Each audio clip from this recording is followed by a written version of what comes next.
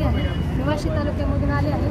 तुम्ही बघत असाल की सगळे आपल्या धाराशिव जिल्ह्यामध्ये 8 तालुक्यातील सगळे प्रशिक्षणार्थी, युवा प्रशिक्षणार्थी या ठिकाणी मुख मोर्चासाठी जमलेले आहेत. तर सरकारने मुख्यमंत्री युवा प्रशिक्षणार्थी ही योजना जी आमच्यासाठी चालू केली होती, जे सुशिक्षित बेरोजगार होते त्यांना हा सरकारने 6 महिन्यासाठी का होईना रोजगार दिला होता.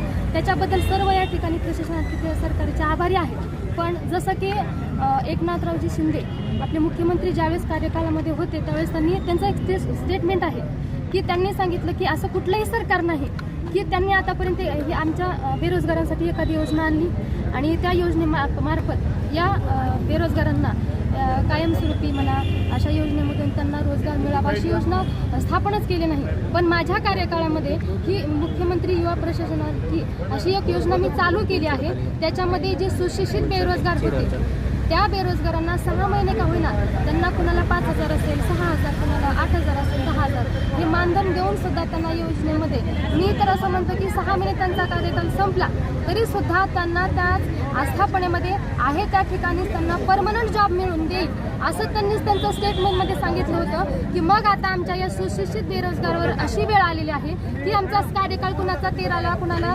16 फेब्रुवारीला, कुणाचा 21 फेब्रुवारीला, कुणाचा 27 फेब्रुवारीला संपण्यात येणार आहे. तर मग सरकार आमच्या या गोष्टीची का दखल घेत नाही की असं सांगितलं जातं की म्हणजे 6 महिन्यानंतर तुम्ही आता घरी बसू शकता. मग आता आमच्याकडे प्रश्न आहे की परत पण आम्ही पहिले बेरोजगार होतात, आता शिकून पहिले बेरोजगार होतात, आता आम्ही प्रशिक्षणार्थी म्हणून सुद्धा बेरोजगार आहोत. तर आमचं एकच मागणं आहे की सरकार मायबापाला आमचे सगळे बघा आमच्या महिला छोटे छोटे लहान विद्यार्थी घेऊन मुलं बाळा घेऊन आलेले आहेत. कुणी हे बघा हे मॅडम पायाने अपंग आहेत, त्या सुद्धा या ठिकाणी कुठून मुख मोर्चाला चालत येईल. खेडोपाडीमधून या ठिकाणी आपल्या महाराष्ट्रामधून जवळपास 1.5 लाख या ठिकाणी प्रशिक्षणार्थी आहेत. या धाराशिव जिल्ह्यामधून 3 ते 4 हजार प्रशिक्षणार्थी आहेत. तर अशांचा प्रश्न मला वाटतं की सरकारने जरा थोडीशी आमची दखल घ्यावी म्हणून आम्ही या ठिकाणी प्रत्येक ठिकाणी आता आम्ही जिल्हाधिकारी कार्यालयाला काय वेळ आली आता सध्या तुमच्यावर काय वेळ आली आता आमच्या की 5-6 दिवसामध्ये 8 दिवसाखाली कोणाचा कार्यकाल संपत आहे. तर मग आम्हाला घरी बसल्यानंतर पहिलं पण आम्ही बेकारच होतो आणि आता पण शिक्षण घेऊन प्रशिक्षण घेऊन आम्ही परत पण बेकारच आहोत ना.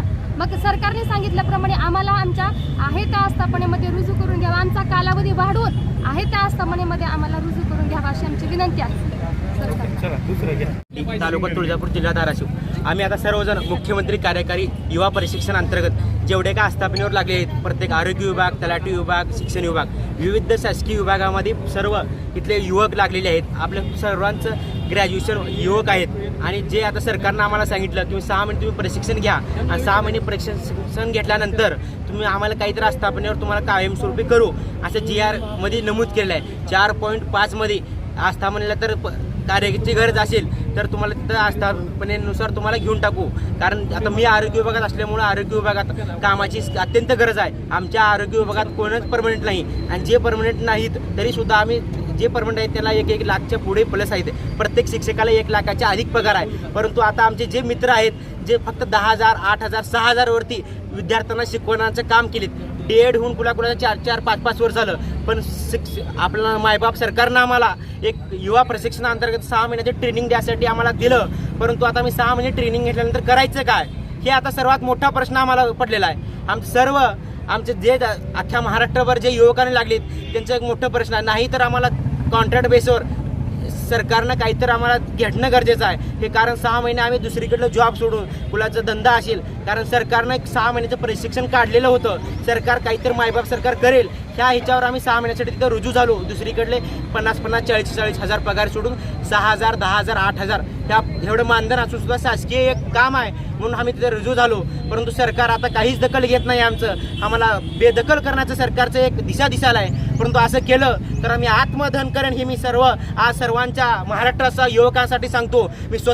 मी आत्मदहन करून आणि आमरण उपोषणासाठी मी स्वतः बसणार आहे. सर्वजण इथं मला मान्य दिले धाराशिव जिल्हा आणि जे तुकाराम बाबा तिने सुद्धा आमचं एक युवकासाठी लढण्यासाठी महाराष्ट्रभर लढत आहेत आणि आम्हाला फक्त 6 महिने नाही तर पुढे काहीतरी सरकारनं काहीतरी करावं. कारण कॉन्ट्रॅक्ट बेसवर असो किंवा आम्हाला जे आता परिपत्र देणार आहेत तुम्ही 6 महिने प्रशिक्षण घेतलं त्याच्यात असं नमूद केले की शासनाचा काही संबंध राहणार नाही. हे शासनाचा असून सुद्धा काही संबंध येणार नाही हे असं शासनाचं दिलेलं आहे. बघा तुम्ही काही करता, तुम्ही याच पत्रकाला तुम्ही तुमचे काय प्रश्न असतील ते विचारू शकता मला. लिमराज चव्हाण आरोग्य विभाग वाशी तालुका आरोग्य अधिकारी कार्यालय इथं डाटा एंट्री ऑपरेटर म्हणून युवा प्रशिक्षणार्थी योजनेअंतर्गत कार्यरत आहे आणि आताच आपल्याला कौशल्य विभागाअंतर्गत आकडेवारी मिळालेली आहे आपल्या जिल्ह्यातली, धाराशिव जिल्ह्यातली. तर त्याच्यामध्ये पदवीचे 3287, डिप्लोमा आणि ITI झालेले 817 आणि 12वीवरचे 845 असे एकूण युवा प्रशिक्षणार्थी आपल्या जिल्ह्यामध्ये 4949 असे आहेत.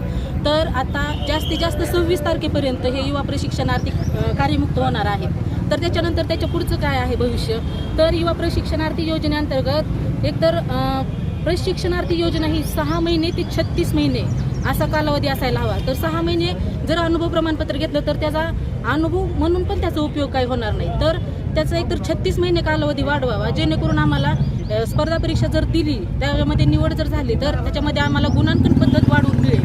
ठीक आहे. त्याच्यानंतर दुसरा मुद्दा म्हणजे आम्हाला अंशकालीन निदेशकचं आरक्षण 10% मिळणं गरजेचं आहे. आणि पुढचा मुद्दा म्हणजे अशा पद्धतीचे जे जिल्हा स्तरावरती खाजगीकरणाचे जे टेंडर निघत आहेत, तिथून मनुष्यबळाचा जो पुरवठा करण्यासाठी जे टेंडर जिल्हा परिषद अंतर्गत किंवा जिल्हाधिकारी कार्यालयाअंतर्गत जे निघतात ते बंद व्हायला पाहिजेत. तिथून त्या खाजगीकरणाच्या माध्यमातून जी युवकांची जी आहे पिळवणूक होत आहे आणि जो फंड आलेला आहे, मनुष्यबळाचा जो फंड आलेला आहे जिल्हा स्तरावरती, प्रत्येक विभागामध्ये तो फंड उपलब्ध आहे.